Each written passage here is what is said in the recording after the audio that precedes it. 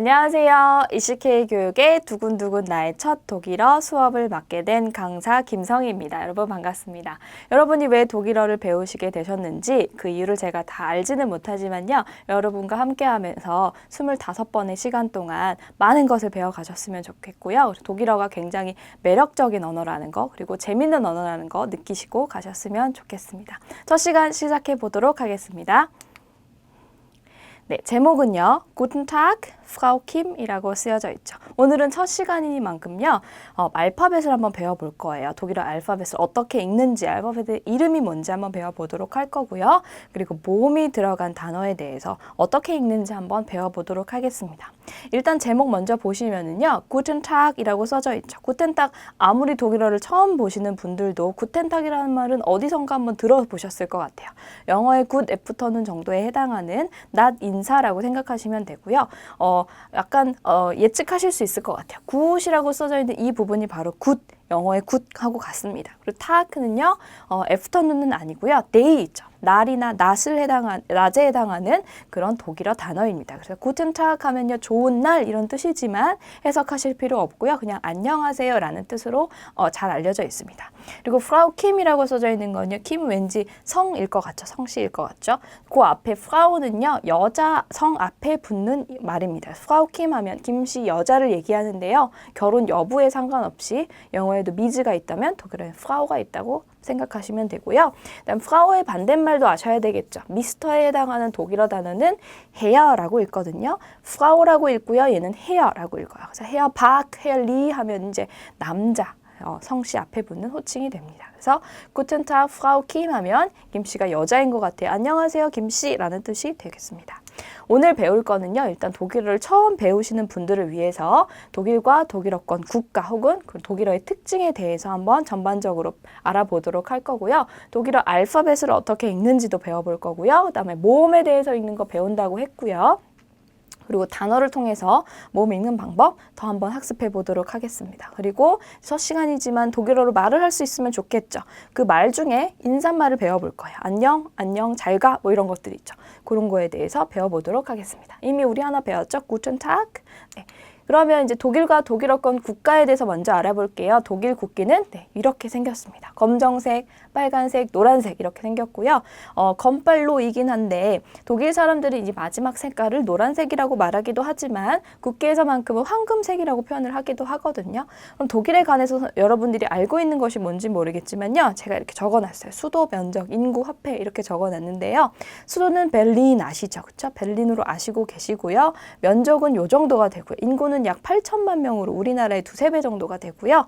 그리고 화폐는 유로화를 씁니다. 근데 유로를 독일어로는 유로라고 읽지 않고요. 오이로라고 읽습니다. 그거를 조금 이따가 배워볼 거예요.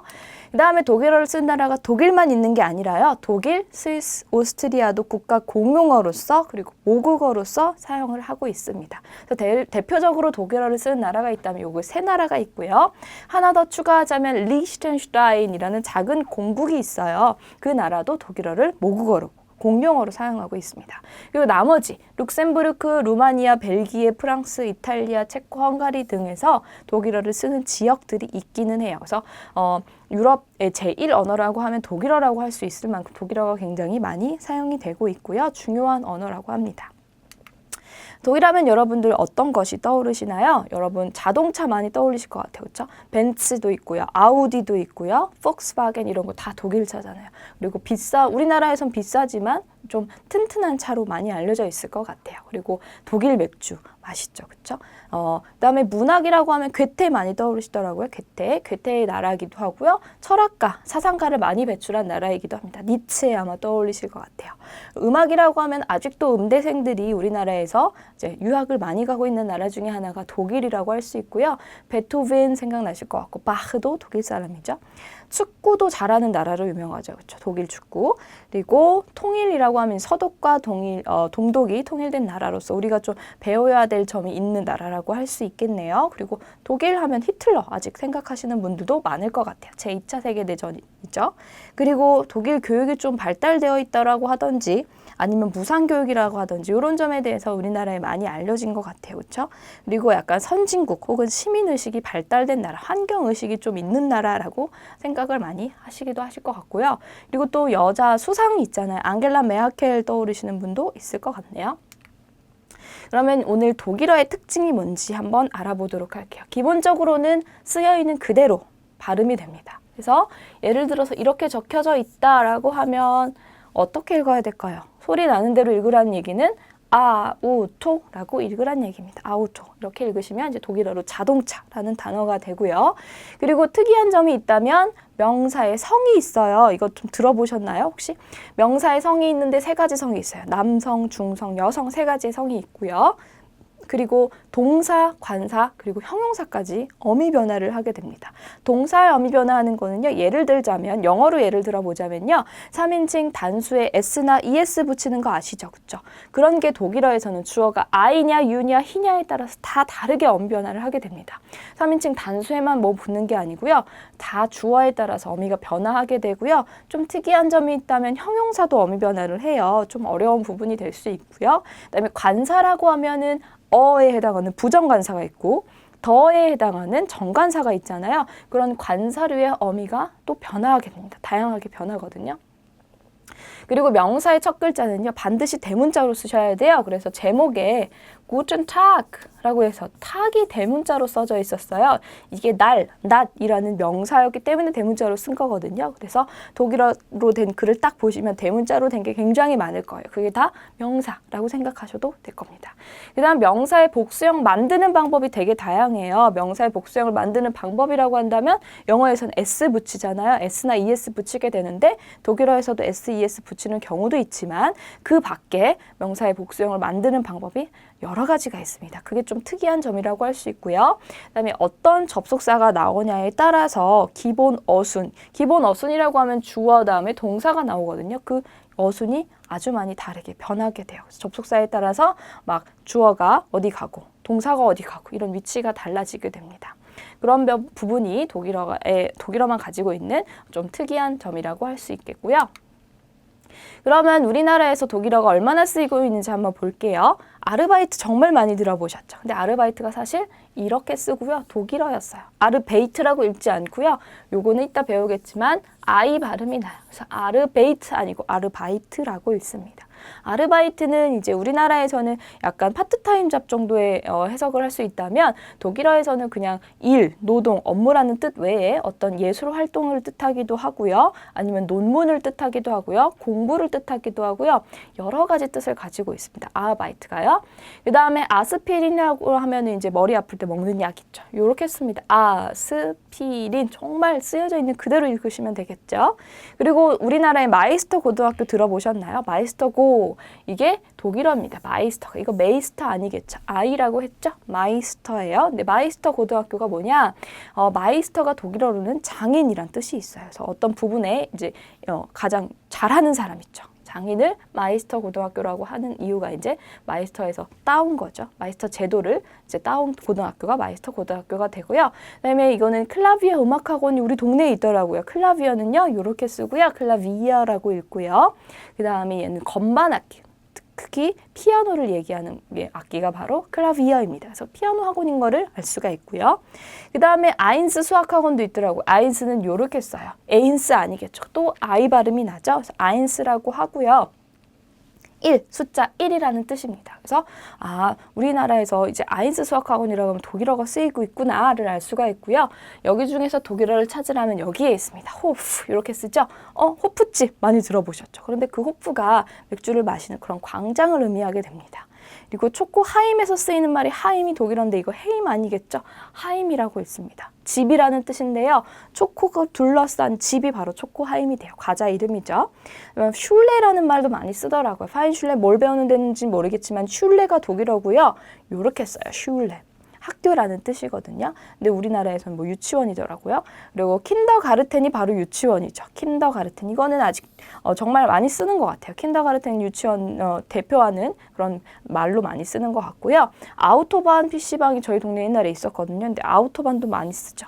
아우토반은 독일의 고속도로를 아우토반이라고 합니다. 그래서 우리나라에서 생활 속에서 독일어가 그리 멀리 있는 것 같지는 않죠. 굉장히 많이 사실 쓰이고 있습니다. 그럼 오늘 이제 중요한 것 중에 하나인 알파벳을 배워보도록 할 건데요. 저 다스는 뭐냐? 다스 알파벳이라고 써져 있죠. 다스는 영어의 더라고 생각하시면 돼요. 그런데 그 앞에 정관사는 형태가 굉장히 많아요. 16개의 형태가 있거든요. 근데 그 형태를 가지고 다스가 이렇게 많이 변화하는 걸 우리가 관사 변화라고 아까 독일어의 특징 중에 있었었죠. 그래서 그 중에 하나, 정관사 중에 하나가 바로 다스다. 이것만 기억하시면 일단 될 것 같아요. 다스 알파벳이라고 읽고요. 여기 알파벳이 쫙 나열이 되어져 있고 요 밑에 조그맣게 쓰여져 있는 것은 영어로 어떻게 읽는 건지 조금 더 쉽게 하기 위해서 발음을 영어로 써놓은 거예요. 예를 들어서 이 A는 A라고 읽지 않고 어떻게 읽으란 얘기냐면 아라고 읽으란 얘기가 되고요. 이 B는 어떻게 읽으란 얘기라면 베이라고 읽으란 얘기입니다. 근데 베이라고 읽지는 않고요. B라고 읽으시면 돼요. B 이렇게 입을 약간 찢어서요. 그렇게 읽으시면 됩니다. 그럼 제가 한번 천천히 하나씩 읽어볼 테니까요. 한번 따라 읽어보세요. A, B, C, D, E, F, G, H, I, J, K, L, M, N, O, P, Q, R.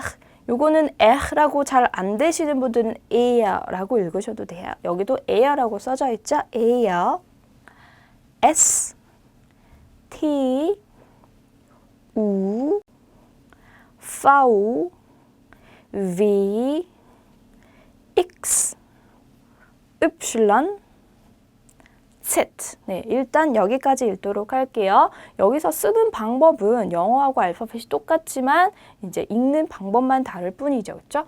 영어에 A, B, C가 있다 그러면 독일어에는 A, B, C, D가 있다라고 얘기를 합니다. 그래서 보통 그냥 A, B, C, D 이렇게 말을 하는데요. 우리말에 요 채 있죠? 우리말의 요 채와 얘는 좀 달라요. 그냥 채가 아니고요. C, 입을 약간 찢으셔야 돼요. C, D, E 이렇게 읽으시면 더 독일인스럽게 읽으실 수가 있을 것 같아요. 그런데 이제 영어에는 없는 철자가 4개가 더 플러스 되어 있어요. 그렇죠? 이건 A 위에 땡땡이, O, U 위에 땡땡이가 붙어져 있는데요. 얘네들을 뭐라고 부르냐면 변모음이라는 말을 해요. 변모음. 모음에서 뭔가 변화되었다는 뜻에서 변모음이라는 말을 하고요. 독일어로는 뭐라고 하냐면 이 변모음 같은 아이들을 라우트라고 합니다. 정말 소리 나는 대로 철자 그대로 읽혔죠. 라우트라고 읽어요. 라우트가 바로 변모음이에요. 그래서 얘는 뭐냐? 아의 라우트, 라우트 혹은 아의 변모음, 오의 땡땡이, 오 변모음 혹은 오 라우트, 얘는 우의 변모음 혹은 우 라우트라고 해요. 그런데 얘네들은 당연히 변화된 모음이기 때문에 아, 오, 우하고는 발음이 좀 달라야 되겠죠? 그럼 어떻게 읽는지 한번 배워보도록 할게요. 아움라우트, 오움라우트, 우움라우트는요. 우리말로 굳이 쓰자면 이런 거하고 비슷할 것 같아요. 이렇게. 그래서 얘 발음할 때 아움라우트는 에라고 발음하고요. 오움라우트는 으라고 발음하고요. 우움라우트는 위라고 발음을 하는데요. 또 우리말의 에, 위하고는 좀 달라요. 왜 그러냐 하면 입모양과 소리를 좀 다르게 하시면 좀 가깝게 읽을 수가 있어요. 입모양은 아, 오, 우 그대로 내실 때 소리는 이로 내셔보세요. 그러면 이 발음을 더 정확하게 읽는 방법이 되거든요. 그냥 애가 아니라요. 입모양과 소리를 다르게 읽으실 건데요. 제가 처음 2번은요. 입모양과 소리를 똑같이 낼 거고요. 3번째는 입모양과 소리를 다르게 내볼게요. 어떻게 입모양과 소리가 나오는지 한번 보세요. 아음라부터 해볼게요. 아, 이라고 읽습니다. 그래서 약간 혓바닥이 위로 올라오는 게 느껴지실 거예요. 다시 해볼게요. 아, 에라고 있습니다. 혓바닥 올라오고 이런 발음이 나죠. 그게 바로 아움라우트의 발음 에예요. 그 다음에 오움라우트의 발음은 이제 오 두 번 하고 소리 다르게 해볼게요. 오, 오, 요 발음이 납니다. 그래서 우리말의 왜 하고는 다르죠. 왜는요 벌어져요. 그렇죠? 입이 왜 하고 벌어지는데 독일어의 오움라우트 발음은 하고 동그랗게 유지가 되어 있어야 됩니다. 이렇게 읽으셔야 돼요. 그 다음에 우움라우트 발음 읽어볼게요. 두 번은 우로 읽고 세 번째는 소리를 다르게 읽어볼게요. 라고 있습니다. 이런 발음이 나죠. 그래서 우리말의 위는 또 입이 벌어졌어요. 그런데 독일어의 우움라우트는 라고 해서 우한 입 모양을 그대로 유지시켜 주셔야 돼요. 그래서 다시 읽어보면요. 이런 발음이 납니다. 많이 연습해 보세요. 입 모양과 소리를 다르게 해보시면 돼요. 이거 정 안 된다. 그럼 이걸 기억하시면 편하겠죠. 다. 요 발음 기억하시면 될 것 같아서. 그래서 얘네는 이름은 아의 변모음 혹은 아 음라우트라고 하고요. 읽을 때는 라고 읽습니다.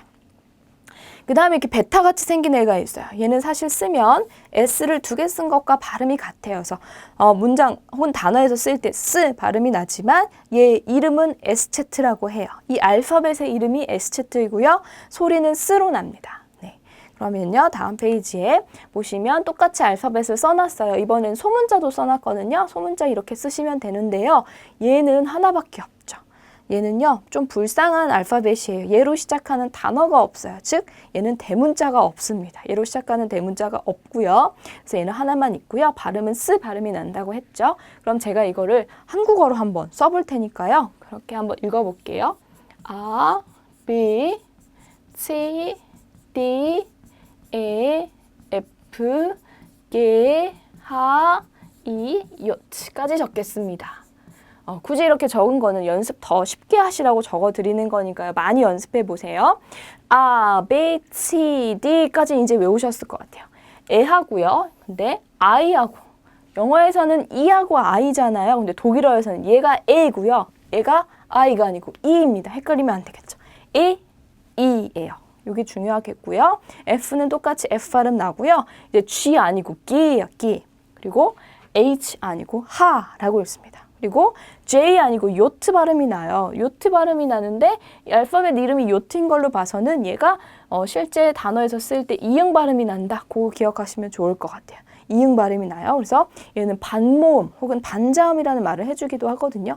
생긴 거는 자음인데 자음 발음이 나지 않고 모음 발음이 나기 때문에 그래요. 그래서 중요한 게 있다면 A하고 E 구분하시는 거하고 G, 하하고 요트 발음하고 중요하겠죠. 그러면 이것도 써볼게요. 카, L, M, N, O, P, Q, R, S, T. 여기서는 영어하고 비슷한 것도 많으니까요. 비슷한 건 넘어갈게요. K 아니고 이제 카가 돼요. 카. 그리고 LMNO 똑같죠. LMNO 똑같고요. P 아니고 P. 약간 P에 가까운 발음이 나고요. Q 아니고 Q라고 합니다. Q. 그리고 에라고 읽으시던지 아니면 에어라고 읽으시면 된다 그랬죠. 그리고 S는 똑같고 T 아니고 T라고 읽습니다. 다음에 또 적어볼게요. U, V, V, X, Y, Z. 그리고 얘네들은 아, 오, 우의 음라우트들이지만 굳이 발음을 써보자면 이렇게 난다고 했고요. 얘의 이름은 S채트였고 실제 발음은 스와 같다 이렇게 말씀드렸죠. 읽어볼게요. U 아니고 우고요. 그다음에 얘가 너무 중요해요. V잖아요. 독일어에서는 파우라고 읽어요. 그럼 파우라고 읽는다는 얘기는 제가 이렇게 F를 굳이 쓴 이유는 그냥 파우가 아니라 파우라는 점이에요. 그래서 F 발음이 나는 애예요. 독일어에 그래서 F 발음이 나는 게 F도 있지만 파우도 있다 라고 생각하시면 되고요. 그 다음에 W가 V 발음이 나요. 그래서 여기다 V를 썼거든요. 그래서 그냥 배가 아니라 V라고 읽으셔야 돼요. V. 파우하고 V입니다. X 아니고 X라고 하고요. Y 아니고 Y이라고 해요. 그리고 Z 아니고 Z라고 합니다. 그 다음에 에, 으 발음 나는 애들이었고 얘의 이름은 S채트였습니다. 이렇게 적어놓고 한번 읽어보시면 조금 더 쉽겠죠? 더 많이 한번 읽어보시고요. 독일어 알파벳 성도 있으니까 차전 한번 들어보세요. 그러면 알파벳 배웠으니까 저것들을 다 알파벳으로 어떻게 읽는지 한번 알아볼게요. BMW 독일차잖아요. 어떻게 읽을까요? 독일 사람들은. BMW라고 읽지 않겠죠. B, M, W 뭐였나요? V였어요. BMW라고 있습니다. BMW라고 읽고요. TV를 어떻게 읽을까요? 네, T 하고 V였죠. V 아니고 V였습니다. F 발음 나죠? TV라고 읽고요. 그럼 DVD는요? DVD가 되겠죠. DVD라고 읽고요. EU, 유럽연합은 EU라고 읽어야 되겠죠. EU. 그 다음에 이건 독일의 전자회사인데요. A, G 아니고 기라고 했죠. 아기 들어보셨을 수도 있을 것 같아요. 아기. CD는요. A, B, C, D였죠. CD라고 읽고요. 그 다음에 WWW 얘는 다 V 발음 나는 V였죠. 그럼 어떻게 읽을까요? VVV라고 읽으시면 돼요. 네. 다음에 이건 독일의 가장 빠른 고속열차 이름인데 아이스라고 읽지도 않고요. 어떻게 읽냐면 ECE라고 당연히 읽어야 되겠죠. 얘는 독일의 공영방송국, 우리나라에 KBS가 있다면 독일에는 ARD가 있어요. A 혹은 ARD가 있습니다. 그 다음에 이제 영어와는 다르게 미국이란 나라를 쓸 때 이렇게 마침표를 쓰지 않고 그냥 써요. 그리고 하나하나 알파벳으로 읽어줍니다. U, S, R라고 읽어야 되겠죠. 네, 제대로 읽어보셨나요? 그러면 다시 읽어볼게요. BMW는 BMW, 그리고 TV, 다음 DVD, EU,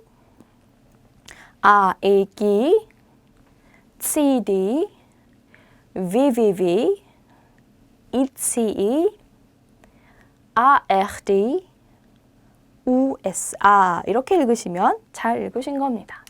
네, 그러면 이제 알파벳은 다 배워봤고요. 모음에 대해서 한번 배워보도록 하겠습니다. 독일어의 모음에는요, 8가지가 있어요. 기본적인 모음 뭐가 있냐면 아, 에, 이, 우가 있고요. 변모음 3가지가 추가되었었죠.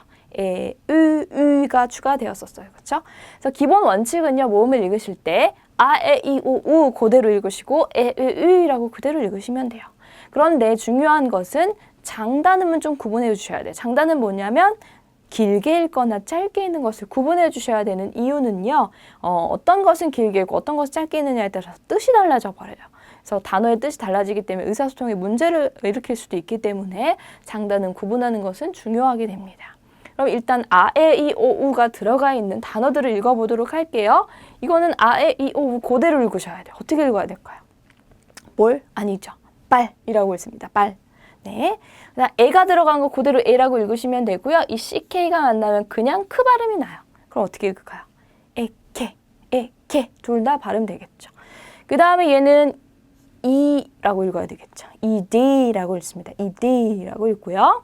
얘는요. 브로트라고 읽으시면 돼요. 브로트. 네. 얘는요.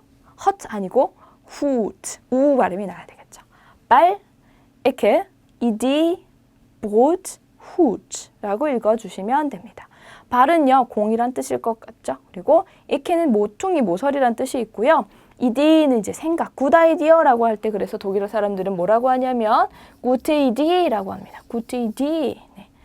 그리고 브로트 하면 빵이란 뜻이고요. 후트는 이제 피자가 생각나시나요? 모자란 뜻이에요. 중절모거든요. 그리고 요거는 으라고 읽었었죠? 요건 어떻게 읽냐면요. 에아츠틴이라고 있습니다. 모음 다음에 이렇게 에가 오면요. 이 모음이 리을 발음보다는 어에 가깝게 발음이 돼요. 그래서 에르츠튼이라고 읽지 않고요. 에아츠틴이라고 읽는 게 더 가깝습니다. 에아츠틴. 그리고 얘는요. 을 발음 나야 되니까 르펠이라고 읽으시면 되고요. 얘는 을 발음 나야 되니까 물이라고 읽으시면 됩니다. 에아츠틴은요. 의사인데 여자 의사를 에아츠틴이라고 해요. 그리고 르펠은 숟가락이란 뜻이 있고요. 물은 쓰레기란 뜻이 있습니다. 그럼 다시 다 읽어볼게요. 빨, 이케, 이디, 브로트, 후트라고 읽으시면 되고요. 에아츠틴, 르펠, 물이라고 읽으시면 됩니다. 우리가 지금 하고 있는 게 단모음 중에서 어떻게 읽는 것이 장모음이고 뭐를 단모음으로 읽어야 되느냐 그걸 하고 있는데요. 장모음을 일단 알아두시면 단모음을 안 외우셔도 되거든요. 그럼 어떤 것들이 길게 읽히는 모음인지 한번 알아보도록 할게요. 중요한 거는 그 모음 뒤에 자음이 몇 개 왔느냐 자음의 개수가 중요해요. 자음의 개수가 딱 하나밖에 없으면요. 걔를 길게 읽으시면 돼요. 얘 보세요. 우라는 모음 뒤에 자음이 하나. 아이라는 모음 뒤에 자음이 하나, 다음에 아이라는 모음 뒤에 자음 하나. 그런데요, 제가 왜 이 모음은 안 했을까요? 이 모음은요, 뭐가 없냐면 강세가 없어요. 즉, 거꾸로 얘기하면 강세가 있어야 돼요. 강세가 있는 모음 다음에 자음의 개수가 중요한 거거든요. 얘는 강세가 없고요, 둘 다. 그래서 이 모음에 동그라미를 치지 않았어요. 강세가 없으면은 단모음이라고 생각하시면 돼요. 짧게 읽으시면 돼요. 근데 강세가 여기 있어요. 각각. 그래서 강세가 있는 모음 뒤에 자음 하나, 강세 있고 모음 하나, 자음 하나, 강세 있고 자음 하나. 근데 얘는 강세가 없어요. 그래서 짧게 읽으시면 돼요. 게다가 얘는 자음의 개수가 2개죠. 그래서 짧게 읽으시면 돼요. 어떻게 읽냐면 길게 후즈. 얘는 키노. 얘는 반대로 짧겠죠. 상대적으로 키노. 얘는 베를린이라고 있습니다. 그래서 독일의 수도를 베를린이라고 읽지 않고 베를린 뒤에를 강세를 주시고 길게 읽으시면 돼요. 그리고 이중모음이라고 하는 게 3가지가 있어요. 아 2개, 에 2개, 오 2개 요밖에 없거든요. 당연히 모음이 2가지니까 2번 반복한 이유는 길게 읽으란 얘기겠죠. 모음 뒤에 에가 오면 리을 발음보다는 어에 가깝다고 했죠. 그런데 이 앞에 아가 붙은 경우에는 어보다는 그냥 발음을 거의 안 해주시면 돼요. 하르가 아니라 하 하시면 돼요. 하. 이런 단어도 있어요. 쌍이라는 단어 파라고 읽으시면 돼요. 얘는 티, 얘는 보트라고 읽어야 되겠죠. 아, 이, 오 길게 읽어주시면 돼요. 그 다음에 모음 뒤에 뭐가 왔느냐면 H, 독일어로는 하가 오면은요. 그 H는 발음이 안 돼요. 묵음이 돼요. 그러면서 앞에 있는 그 모음은 장음이 됩니다. H가 오면 묵음되고 장음된다. 이걸 기억하시면 돼요. 그래서 이렇게 읽지 않고요.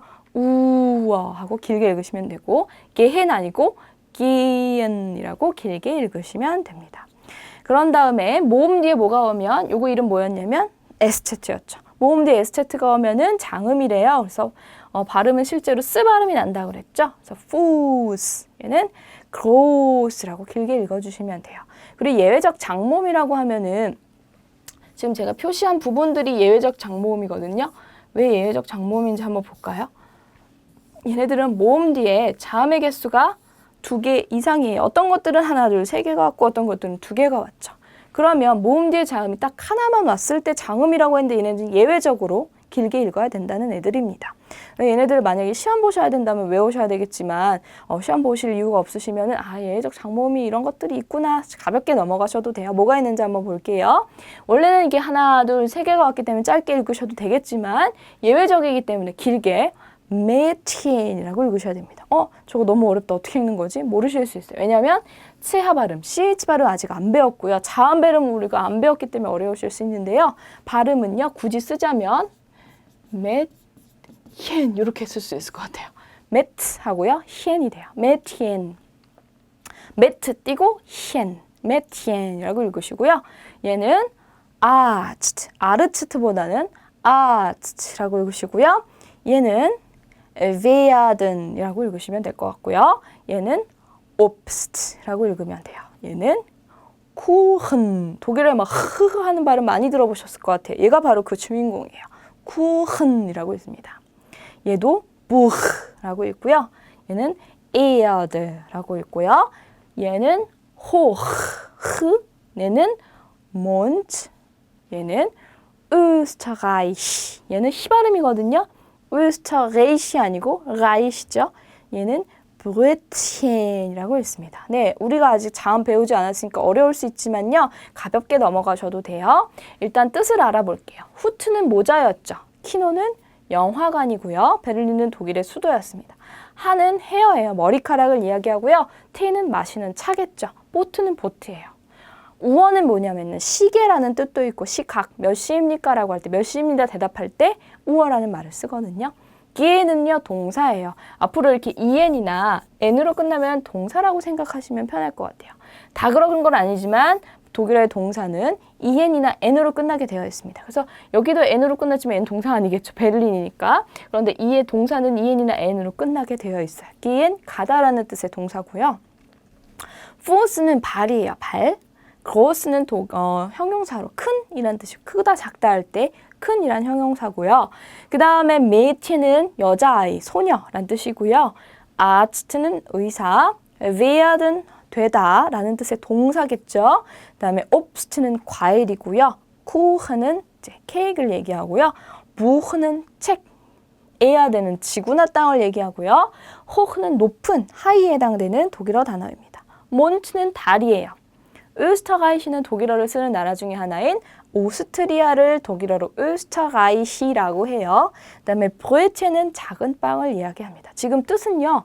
모르셔도 돼요. 뜻을 하고자 하는 게 아니고요. 궁금하실 것 같아서 말씀을 드렸는데요. 읽는 방법이 중요하겠죠. 모음을 어떻게 읽느냐. 그래서 길게 읽어야 되는 애들 5가지가 있다. 뭐가 있냐면 모음 뒤에 자음이 하나 왔을 때 대신 그 모음은 강세가 있어야 되고요. 그 다음에 이중모음 아, 에, 오 2개씩 오면 당연히 길게 읽고요. 모음 뒤 H가 오거나 S가 오면 길게 읽어야 되는데 그 모음 뒤에 H가 왔을 때 H 발음 안 된다고 기억하시면 될 것 같아요. 예정장 모음은 가볍게 넘어가시고요. 그 다음에 이제 단모음 법칙을 알아볼게요. 거꾸로 짧게 읽어야 되는 애들은 뭐가 있을까요? 아까 모음 뒤에 자음이 1개밖에 없으면 길게 읽는다고 했으니까 거꾸로 2개 이상 있으면 짧게 읽어야 되겠죠. 그래서 발, essen, oft 다 짧게 읽으시면 돼요. 그리고 또 강세가 있어야지 길게 읽는다고 했죠? 거꾸로 강세가 없으면 짧게 읽으시면 돼요. 강세가 여기에 있어요. 이디라고 읽어요. 그럼 얘는 상대적으로 강세가 없기 때문에 잔음으로 짧게 읽으셔야 된다는 얘기예요. 이디. 이데올로기 들어보셨죠? 그것도 독일어거든요. 생각이라는 뜻이었고요. 베고프 하면 이제 베이라는 애가 나중에 배우겠지만 비블리 전철이라고 하는 게 있어요. 걔는 강세를 가질 수가 없어서 디듬절에 강세가 있어요. 베고프라고 해서 강세 있으면서 자음 하나 왔기 때문에 얘는 길고요. 얘는 장모음이고요. 얘는 강세가 없어서 단모음이 돼요. 얘 강세가 없어서 단모음, 얘는 2개 왔으니까 장모음이겠죠. 이디 단장, 베우프 단장 이렇게 읽으시면 됩니다. 그 다음에 모음 뒤에요. 아까 H 하나 아니면 SZ가 오면 장음이라고 했는데 X가 오면 무조건 단음입니다. 그래서 탁시, examen 이렇게 모음 뒤에 X가 나올 경우에 그 앞에 모음은 짧게 단모음으로 읽으셔야 돼요. 이건 왜 그런지 이유를 말씀드릴까요? 익스 발음은 실제로 어떤 발음이 나면 이런 발음이 나죠. 크스 발음이 나요. 그래서 모음 뒤에 자음이 2개 왔다고 보는 거예요. 1번하고 같다는 얘기가 되겠죠. 그래서 단음이다 이렇게 기억하셔도 돼요. 탁시 짧고요. examen 짧아요. 그 다음에 예외적 단음도 있어요. 예외적 장모음도 있었다면 단모음도 있는데요. Man hat wir was er es 이런 것들이 예외적 단음인데 왜 그러냐 하면 원래는 모음 뒤에 자음 하나, 모음 뒤에 자음 하나, 모음 뒤에 자음 하나, 모음 뒤에 자음 하나, 모음 뒤에 자음 하나, 모음 뒤에 자음 하나 다 왔죠. 다 자음이 모음 다음에 자음 하나밖에 안 왔는데도 불구하고 왜 짧게 읽냐면요. 얘는 이제 사람들이란 뜻이고요. 가지고 있다. 누구, 무엇, 그는, 그것은 정말 많이 쓰이는 대명사이거나 동사이거나 의문사이거나 정말 많이 쓰이는 것들을 누구냐 너는 이러고 하면 후를 너무 길게 읽는다든지 그는 어떻다라고 해서 ear를 길게 읽는다든지 그럼 다 길게 읽으면 문장이 너무 늘어지겠죠. 그래서 걔네들은 예외적으로 그냥 짧게 읽어주시면 됩니다. 그래서 어떻게 읽냐면 man, hat, wir, was, er, es 라고 짧게 읽어주시면 돼요. 그러면 뜻 한번 볼게요. 볼 아니고 발이었고요. 공이었고요. 에스는 동사겠죠. 먹다라는 뜻의 동사예요. oft는 영어의 often하고 비슷하게 생겼죠. 종종, 자주 이런 뜻이고요. 이데의 생각이었고 beruf, 직업이란 뜻이고요. 탁시는 택시고요. examen, 시험입니다. Man hat wir was er es는 뜻 모르셔도 될 것 같아요. 말씀은 드렸지만 그럼 넘어가 볼게요. 이번에는 단모음 말고요. 복모음에 대해서 한번 배워볼게요. 복모음은 단음이 단 한 가지가 아니라 2개 이상으로 이루어진 걸 복모음이라고 하는데요. 복모음 중에서 이 4가지가 굉장히 중요해요. 볼게요. 처음에는 I 발음을 한번 배워볼 건데요. I 발음 나는 철자가 뭐가 있냐면요. 이런 게 있어요. 요게 다 I로 읽힙니다. 그래서 마이, 바이에른, 로렐라이, 폴리체이 아니고 폴리차이라고 읽으셔야 됩니다. 그래서 I 발음 나는 철자 4가지를 외워주시면 돼요. AI, AY, EY, EI. 근데 그 중에서 가장 중요한 거는요, 요거예요. 얘가 A가 I로 읽힌다는 거 정말 많이 나오거든요. 그래서 아까 아인즈 수학학원 할 때 이렇게 썼었어요. 그렇죠? I라고 읽으시면 되고요.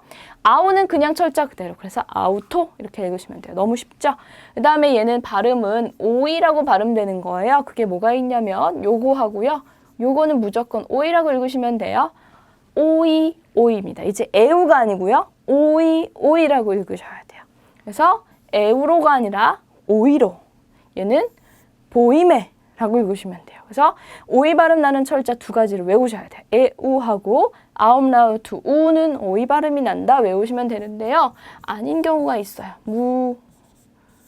무세움. 이거는 외래어 같이 생겼죠. 그렇죠? 박물관인데 이 경우엔 무소임으로 읽지 않고 그냥 무세움이라고 해서 에우 발음이 나는 예외적인 경우예요. 그 다음에 이거 너무너무 중요해요. 이하고 에가 만나면요. 대부분은 그냥 이의 장음이다. 이렇게 땡땡이 치면 장음인 거 아시죠? 그래서 이의 장음이 대부분이에요. 이 애가 만나면. 그럼 얘는 브리에프가 아니라 어떻게 읽어요? 브리프. 얘는 리에베 아니고 리브. 얘는 피에버 아니고 피버라고 읽으시면 돼요. 그런데 예외적으로 몇 가지 단어에서는 이어 발음이 나는 경우도 있어요. 이런 경우가 몇 가지 단어만이라고 했으니까 그 단어만 아시면 돼요. 그래서 얘가 이어라고 읽히는 단어입니다. 어떻게 읽냐면 강세 표시해 볼게요. Familiar, Italian, Ferien 이라고 있습니다. 이에에 가까운 발음인데요. 왜 그러냐면 이거 자체, 이에 자체의 강세가 있으면 걔를 이 하고 길게 읽지만 그 아범절의 악센트가 있으면 이어라고 읽어야 돼요. 그래서 Familiar, Italian, Ferien 말고도 몇 가지 단어가 더 있는데 그런 몇 가지 단어에서만 이어라고 읽지 이하고 에가 만나면 이하고 길게 읽는다고 기억하시면 돼요. 그래서 Brief, Liebe, Fieber 길게 읽으셔야 돼요. 뜻 알아볼게요. 마이 5월이고요. 바이에른 뮌헨 들어보셨죠? 주 이름이에요. 독일에는 16개의 주가 있죠. 그다음에 로렐라이 언덕 들어보셨죠? 전설이고요. 폴리차이 경찰이고요. 아우토 자동차고요. 오이로 유로화 화폐고요. 보이면은 이제 바움이라는 게 있어요. 나무라는 뜻인데 그것의 복수 형태입니다. 보이메. 브리프 편지고요. 리베 많이 들어보셨죠? 사랑. 피버는 열난다 할 때 열이고요. 파밀리에 가족이고요. 이탈리아예요. 이탈리엔. 페리에는 방학이나 휴가를 얘기하는 단어입니다. 이제 마지막 인사말만 배우시면 끝나는데요. 만났을 때와 헤어질 때를 나눠놨어요. 만났을 때 아침, 점심, 저녁 인사예요. 근데 얘네들이 왜 다 대문자로 써져 있을까요? 명사니까 그렇죠.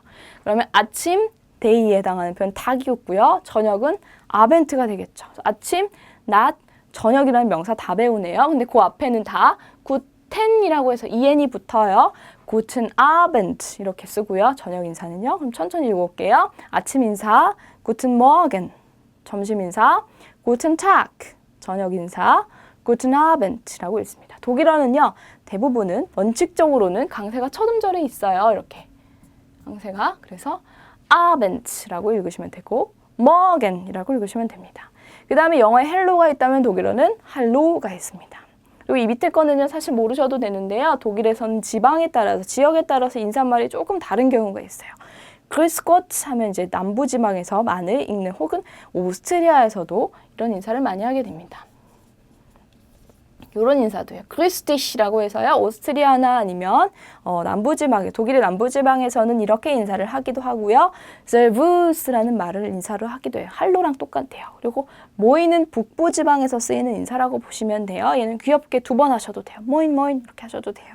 만났을 때 하는 인사 다시 한번 볼게요. 아침 인사 Guten Morgen 점심 Guten Tag 저녁 Guten Abend 그리고 안녕 할로 Grüß Gott, Servus, Moin이라고 읽으시면 됩니다. 그 다음에 헤어질 때 하는 인사, Nacht는 밤이라는 뜻인데요. 얘만 성이 달라요. 모르겐 탁 아벤트는 남성 명사고 얘는 여성 명사인데 그래서 어미 변화를 조금 다르게 해요. 구텐 아니고 구테에서 끝나요. Gute Nacht. 일단 다른 건 모르셔도 되고요. 밤 인사 잘 자라고 할 때 Gute Nacht. 근데 이거 만났을 때 하진 않잖아요. 헤어질 때 하죠. 그래서 여기 써놨어요. Gute Nacht가 바로 헤어질 때 잘 자라는 뜻이고요. 그 다음에 얘는 어떻게 읽냐면요. Tschüss라고 있습니다. 추 발음이 나야 돼요. tschüss라고 읽으시면 되고요. 그다음에 제일 긴 거 볼게요. 이렇게 조금 띄워볼게요. auf 그대로 읽으시고요. 얘 어떻게 읽는다고 했냐면 이의 장음으로 많이 읽힌다라고 했죠. 얘는 V 발음 나는 V가 알파벳이었고요. 그래서 V, the 하고 sehen 아니고요. sehen이라고 읽어요. 나중에 배우겠지만 S 다음에 모음이 나오면 Z 발음이 나요. Z 발음. 그래서 sehen 아니고 sehen이라고 있는데 이게 또 묵음되는 거 아시죠? sehen 아니죠? 그래서 auf Wiedersehen이라고 읽으셔야 돼요. 빨리 읽어볼까요? Auf Wiedersehen, Auf Wiedersehen이라고 읽으시면 됩니다. 다시 만날 때까지 안녕이라는 뜻이고요. 이거는 명사겠죠. 대문자로 되어 있는 거 보니까 다시 봄이라는 명사예요. 다시 볼 때까지 안녕 이런 뜻이고요. ciao는 사실 이탈리아어인데 독일에서도 많이 쓰는 작별 인사말이고요. ciao가 이제 요거를 독일어식으로 바꾼 거고요. 그다음에 bis bald 하면 곧 보자 이런 뜻이고 비슷한 하면 그때 보자 이런 뜻이 됩니다. 그러면 헤어질 때 하는 인사 다시 들어볼게요. Gute Nacht, Tschüss. 얘는 빠르게 하셔도 되고 길게 하셔도 돼요. Tschüss 하셔도 되고 Tschüss 하셔도 돼요.